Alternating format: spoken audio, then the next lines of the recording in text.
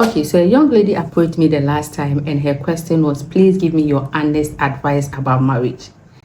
And I was like, honest advice? She said, yes. When we go to the social media, we hear some of the stories about what people are going through in their marriages. Sometimes those of us who are single, it scares us. And we don't really know whether it is worth it. Should we go in? What are the steps we should expect? So today, I want to give you my honest advice about the whole institution of marriage. But the first thing I want to talk about is motivation. What is your motivation? What is your why? Why have you decided to go into marriage? A lot of people go into marriage with various reasons. Oh, because I am of age and so I need to get married. All my mates are getting married, so I also have to get married. I'm a woman, I have biological clock, and so I have to get married. My mother is telling me that I finished school, I'm now working. Why am I not getting married? I've dated my boyfriend for 10 years, and so we need to get married.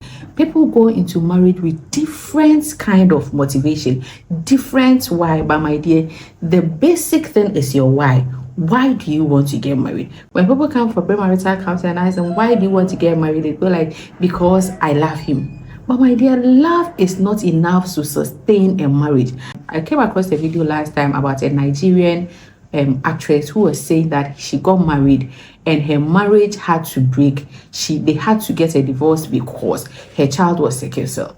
They didn't consider the fact that both of them were sickle cell. They got married because they felt they were in love, they love each other, and so no matter what, we would overcome. Then the child came, and then the child started getting sick, and then they are always at the hospital. She even had to put her career down as an actress because she couldn't go for rehearsal, she couldn't do anything, and she wanted that support from the husband. The husband was blaming her, she was blaming the husband. Then financially, finally, the love they had for each other couldn't sustain the marriage. The problem that came, the sickle cell problem, broke the marriage, and so they had to get a divorce. They got the divorce. Now her career, this took her about 5 years, and within that 5 years, she wasn't able to focus on her career as an actress.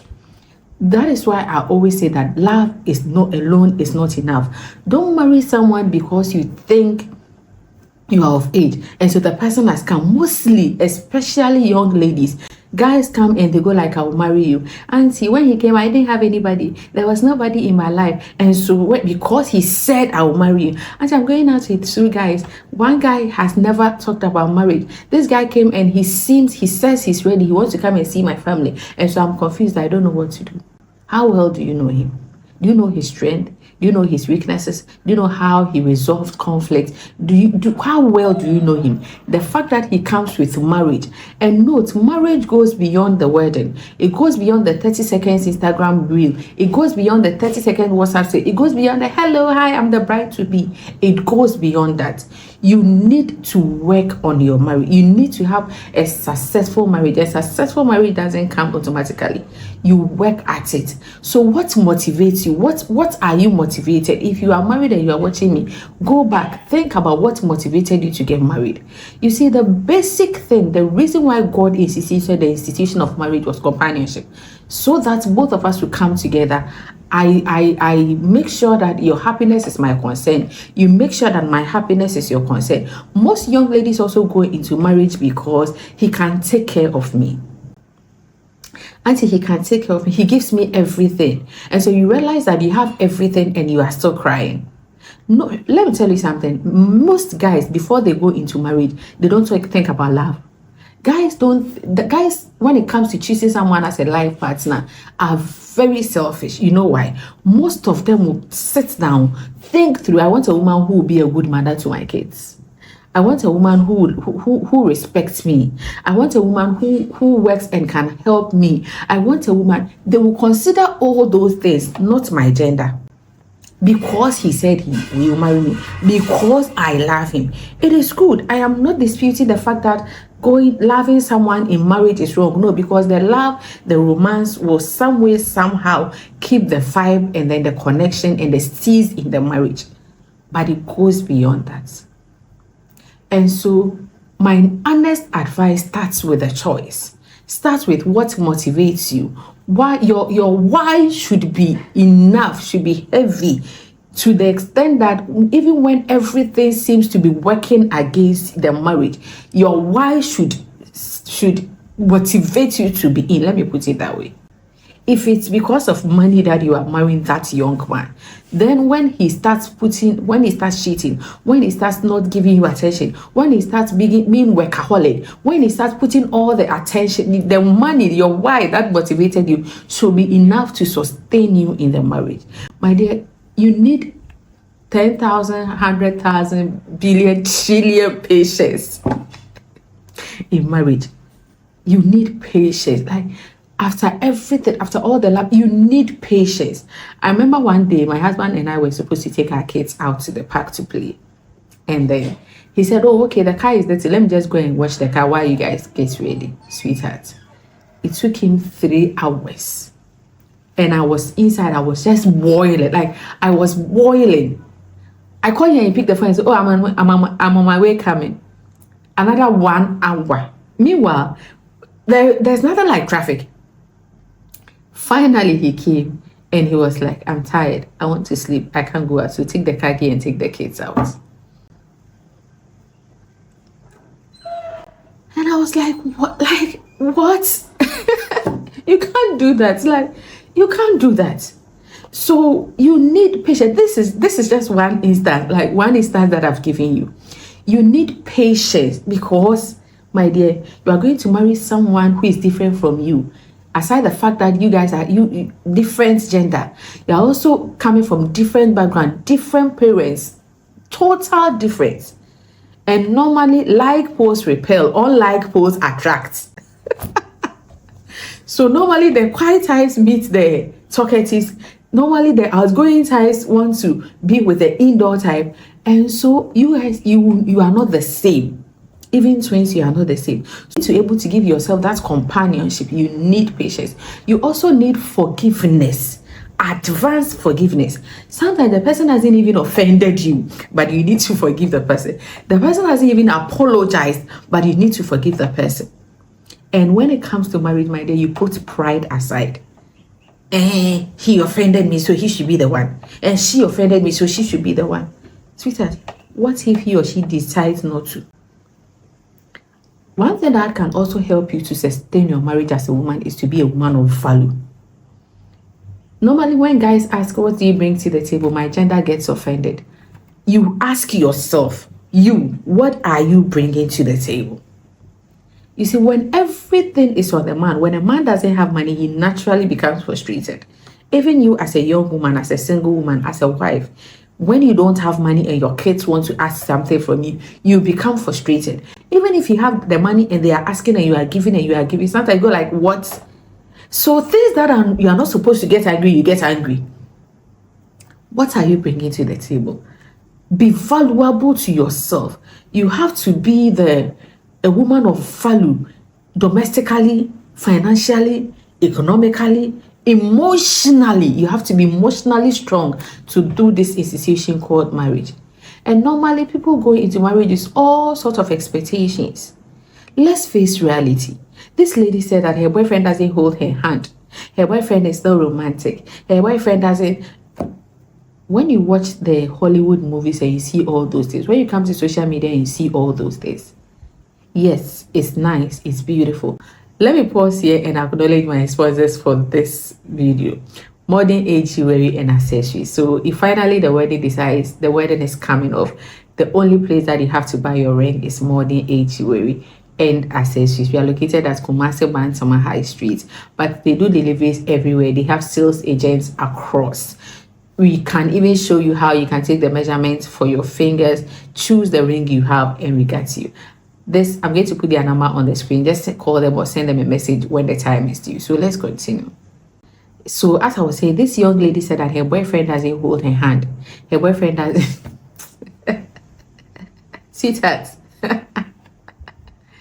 So dating, when you are dating, when the euphoric feeling is there, when you get those butterflies in your tummy, in marriage, let me tell you, those butterflies in your tummy will not be there always.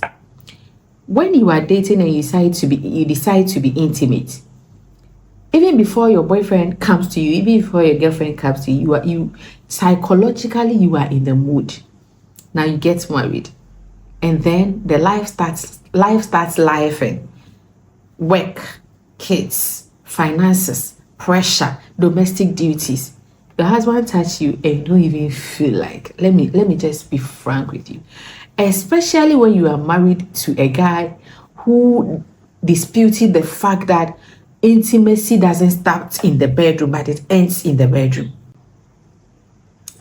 You not always feel like having sex. So if you decide to go into marriage because of sex, and it brings me back to the motivation, your why.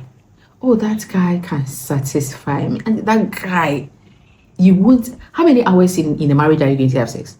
If you are married for 20, if the day that we have 24 hours in a day, you won't even have sex more than an hour. No, like, and the rest of the 23 hours, what are you going to do? That is why it is important to marry someone who is your friend. And you have to be friends with the man you are married to. Because if you are friends, aside the sex, you are able to talk about everything. You are able to open up. You are able to discuss life. You know that somebody has gotten you. Somebody has gotten your back. Like, you can play. You end up with someone you can't even have a conversation with without you fighting. Listen, you are fighting. Why did he say this? Why did he say that? When even you want to come out and talk, you are scared. Marry someone you can flow with. Someone you can be happy with. Someone you can have a chat with. Like, that is what I mean. And my gender, please marry someone you can submit to. Because if you submit to a man, you love him naturally.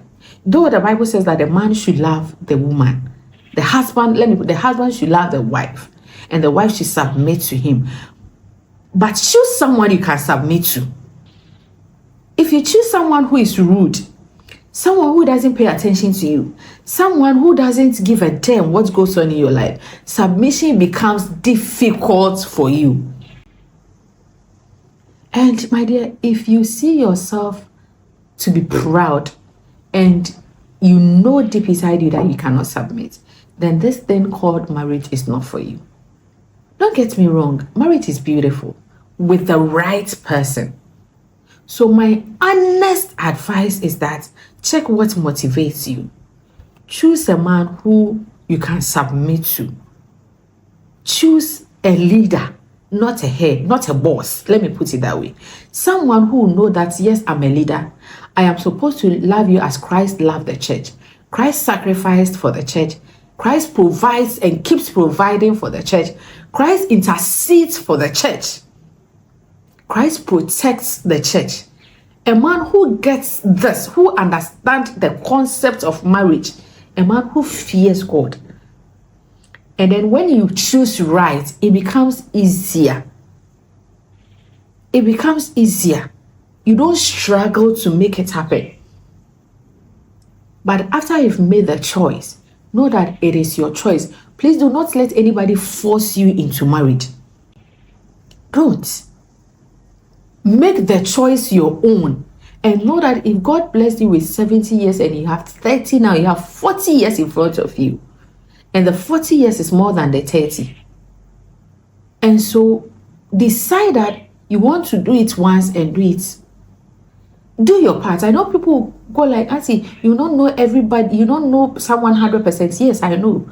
You don't know someone 100%, but you will know him 80%. And it is better, at least you know him. You know something than not to know anything.